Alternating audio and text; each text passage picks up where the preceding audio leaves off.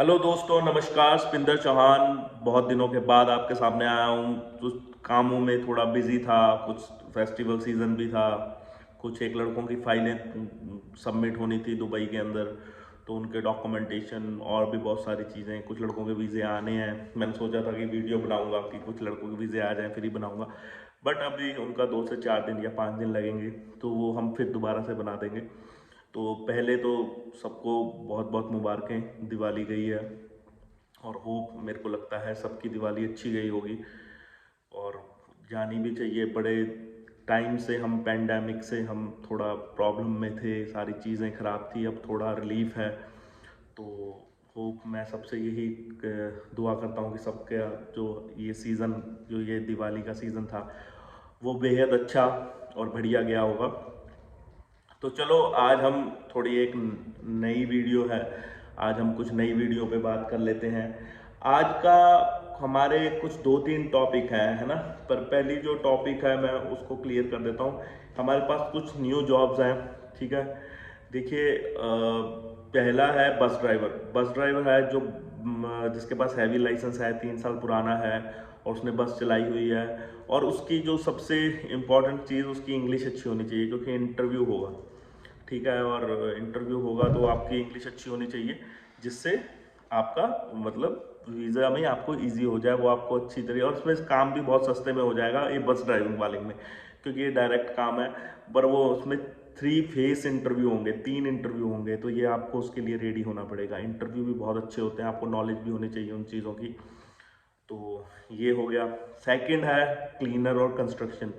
Cleaner और construction में भी जॉब्स हैं। ये थोड़ी अब ये है कि इसमें भी इंग्लिश चाहिए, बट हाँ, अभी उस लेवल की नहीं चाहिए, थोड़ी ठीक ठाक हो, 50% भी हो तब भी चल जाएगी, ठीक है। पर हाँ, थोड़ा अगर आपके पास एक्सपीरियंस होगा तो बहुत बढ़िया हो जाएगा, सारी चीज़ें अच्छी हो जाएंगी, आपको जॉब भी अच्छी मिल जाएगी और बढ़िया हो जाएगा सब कुछ। तीसरी जो जॉब है वो है डिलीवरी ड्राइवर। ये बहुत कम जॉब है डिलीवरी ड्राइवर की, देखिए, है ना। पर है, थोड़े 5-7 जॉब वैकेंसीज हैं अभी, जो हम कवर कर सकते हैं। तो वो भी सारा काम देखो, इस बढ़िया है, अभी सब कुछ चल रहा है, सब कुछ ओके है, काम, सारे काम भी हो रहे हैं। हाँ, थोड़े वीज़ा रिजेक्शन आ रहे हैं। देखिए, वीज़ा रिजेक्शन, अब लोग कहते हैं सर वीज़ा रिजेक्शन आ रहे हैं, वीज़ा रिजेक्शन आ रहे हैं। देखिए, वीज़ा रिजेक्शन, हाँ, नो डाउट मैं कहता हूँ आ रहे हैं। अगर समझो आपको वो टेलीफोनिक आपका इंटरव्यू लेते हैं ना, टेलीफोनिक आपका इंटरव्यू लिया और आपको पता ही नहीं है कि भाई मेरे मेरे मेरे रहना कहाँ है, मेरा एम्प्लॉयर कौन सा है, मैं कौन सी जॉब के लिए जा रहा हूँ, और मैं कब से कब, मेरी फ़्लाइट टिकट है, और मेरा इंश्योरेंस कौन सा है, ये सारी चीज़ें आपको पता होनी चाहिए, ठीक है ना, कि मैंने कहाँ काम किया है। तो वो आपसे पूछ सकते हैं। जब वो आपको पूछेंगे तो ऑब्वियसली बात, आपको उसका आंसर आना चाहिए। अगर आपका आंसर नहीं आएगा तो वो ऑब्वियसली आपका वीज़ा रिजेक्ट करेंगे। जो इसलिए अगर आप खुद अपनी फाइल तैयार कर रहे हैं तो बहुत अच्छी बात है, मेरे हिसाब से तो उसको तो नॉलेज होगी। और अगर कोई अपने एजेंट से भी कर रहा है तो आप इन छोटी छोटी चीज़ों के बारे में पूछिए कि मेरा एम्प्लॉयर कौन है, ठीक है, मैं रह कहाँ रहा हूँ, मेरा इंश्योरेंस है वो कब से स्टार्ट हो रहा है, कौन सी कंपनी का, कितने हज़ार यूरो वो कवर कर रहा है, कितने दिन का है। और डमी टिकट ना लगाएं, कंफर्म टिकट लगाएं। इंटरव्यू की थोड़ी प्रेपरेशन रखें।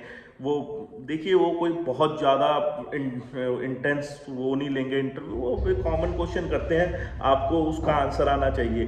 कि वो पूछेंगे डेजिग्नेशन क्या है, कहाँ जा रहे हो, क्यों जा रहे हो, किस लिए जा रहे हो।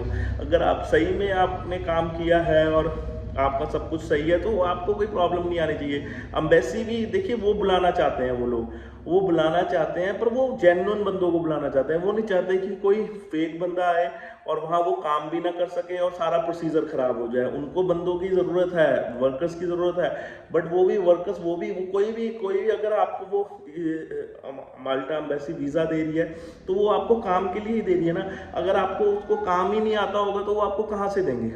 आप एक नज़रिए से उनकी प्रॉब्लम भी समझिए ना, कि वो, उनको भी वर्कर की ज़रूरत है। अब वर्कर को काम ही नहीं आता तो वो क्यों बुलाएंगे आपको, ठीक है। तो आपको काम आना चाहिए और आपको प्रिपेयर रखिए चीज़ों को, कोई प्रॉब्लम नहीं आएगी, सारी चीज़ें ठीक होंगी और दिक्कत है।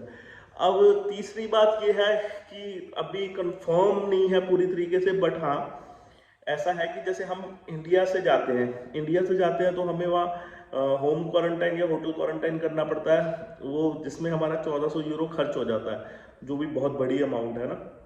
बट अभी ये है कि भाई अभी आने वाले टाइम में बहुत जल्दी मुझे ऐसा लग रहा है कि जो कोविशील्ड है वो अप्रूव्ड हो जाएगी और आपके जो जो ये 1400 यूरो हैं ये बच जाएंगे।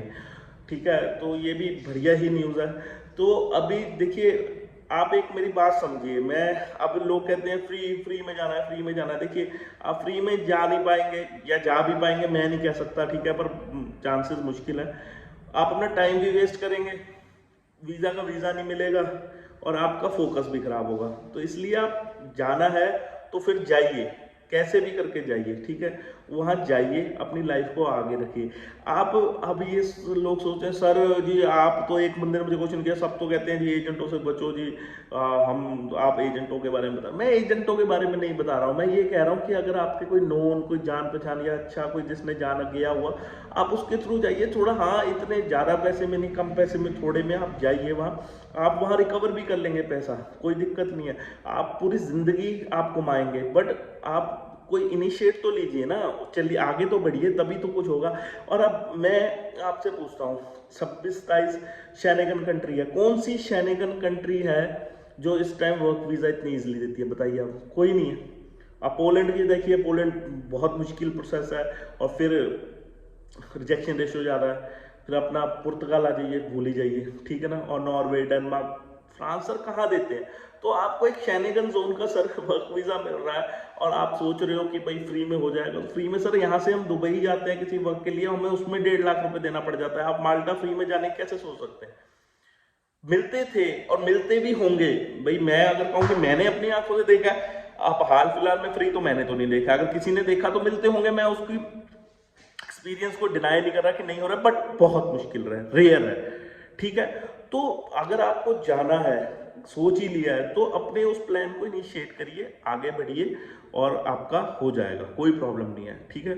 और बाकी प्लम्बिंग वाली भी जॉब्स आने वाली हैं बहुत जल्दी, और वो भी मेरी उस पर थोड़ी रिसर्च चल रही है एक रिक्रूटमेंट एजेंसी के साथ, तो फिर मैं वो आपको उसके बारे में भी बताऊंगा। और जो नेक्स्ट वीडियो आएगी वो हम सक्सेस स्टोरी के साथ डालेंगे, वीज़ाज़ के साथ डालेंगे, 4-5 लड़कों के वीज़ाज़ के साथ डालेंगे, तो वो भी बहुत बढ़िया रहेगा, ठीक है सर। थैंक यू, नमस्कार, सत श्री अकाल। बहुत दिनों बाद वीडियो डाल रहा हूँ, मैं इसलिए ही डालना चाह रहा था, मैं कहा चलो एक बार आ जाए तो सारा चीज़ें, और फिर थोड़ा फेस्टिवल सीज़न भी था, तो अभी फ्री हैं हम, तो अभी मैंने कहा चलो डाल देता हूँ। और अब भी आपके पास मौका भी है। और भाई देखिए, ये चीज़ें बहुत लंबी नहीं चलेंगी, मैं आपको बता रहा हूँ। आप सोचोगे कि 1-2 साल भी माल्टा का वीज़ा मिलता रहेगा, नहीं, वो चीज़ें देखिए पहले बहुत इजी हो जाता था, बिना इंटरव्यू के वीज़ा मिल जाता था। आजकल इंटरव्यू हो रहा है, पहले रिजेक्ट नहीं होते थे वीज़े माल्टा के, अब रिजेक्ट भी हो रहे हैं। तो चीज़ें चेंज होती जाएंगी, जैसे जैसे आगे बढ़ता जाएगा, जैसे जैसे लोग बढ़ते जाएंगे, वो चीज़ें चेंज होती जाएंगी। तो मेरे हिसाब से ये जो टाइम है, जिसने सोचा है वो बेस्ट टाइम है। मैं ये नहीं कह रहा कि मेरे थ्रू जाइए, मुझे कोई ज़रूरत नहीं है, आप किसी के भी थ्रू जाइए, आप अपने थ्रू जाइए, पर जाइए, ये मौका है, ठीक है सर। थैंक यू, नमस्कार, सत श्री अकाल। मर्जी आपकी है, सब्सक्राइब करना चाहें तो कर दीजिए, नहीं तो कोई बात नहीं। Thank you.